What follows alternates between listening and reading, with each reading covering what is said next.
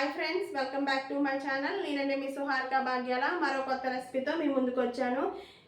ఏంటి కొత్త రెసిపీ అనుకుంటున్నారా? కొత్త రెసిపీ ఏం కాదు, కానీ కొంచెం డిఫరెంట్గా ప్రతి ఒక్కళ్ళు ఇంట్లో ఎప్పుడు కుక్ చేసుకునేవే, కానీ ఇలా నా స్టైల్లో ఒకసారి ట్రై చేద్దామని నేనైతే ట్రై చేస్తున్నానండి. అదేనండి పొటాటో ఫ్రై చేసుకుందామండి. పొటాటో ఫ్రై అనేది చాలా చాలా బాగుంటుందండి. అలాగే రసం పెట్టుకొని చేసుకున్నాం, మరి అలాగే కాంబినేషన్ రసము లేకుంటే మజ్జిగ చారుతోటి చాలా చాలా బాగుంటుందండి. ఒక్కసారి ఇలా నా స్టైల్లో పొటాటో ఫ్రై ఎలా చూసేద్దాము. మరి ఇంకెందుకు ఆలస్యం, మరి పొటాటో ఫ్రై చేసేసుకుందామా? స్టవ్ వెలిగించేసుకొని గిన్నె పెట్టేసుకోండి. గిన్నె పెట్టేసుకున్నాక ఒక 2 టేబుల్ స్పూన్ ఆయిల్ యాడ్ చేసుకోండి. అలాగే ఆవాలు, పోపు దినుసులు అవన్నీ కూడా యాడ్ చేసుకొని గంటతో మొత్తం ఈ విధంగా మిక్స్ చేసేసుకోండి.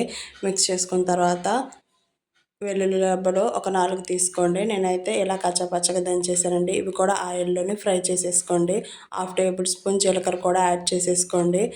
యాడ్ చేసేసుకున్న తర్వాత ఒక చిన్నపాటి ఉల్లిపాయని ఈ విధంగా సన్నగా కట్ చేసిన పచ్చిమిర్చి కూడా యాడ్ చేసుకోండి. ఉల్లిపాయలంతా మగ్గిపోయిన తర్వాత 1/2 టేబుల్ స్పూన్ పసుపు కూడా యాడ్ చేసేసుకోండి.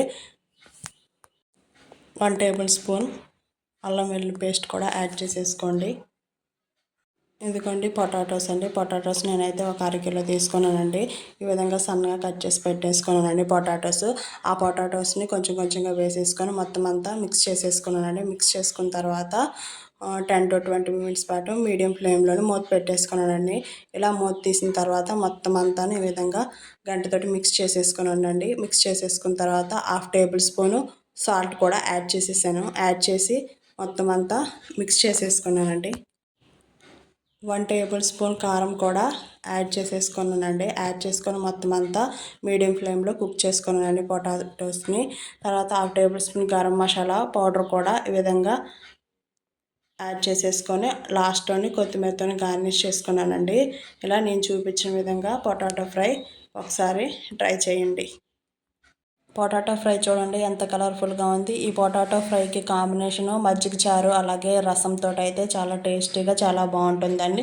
ఒకసారి ట్రై చేయండి. నా వీడియో నచ్చితే లైక్ చేయండి.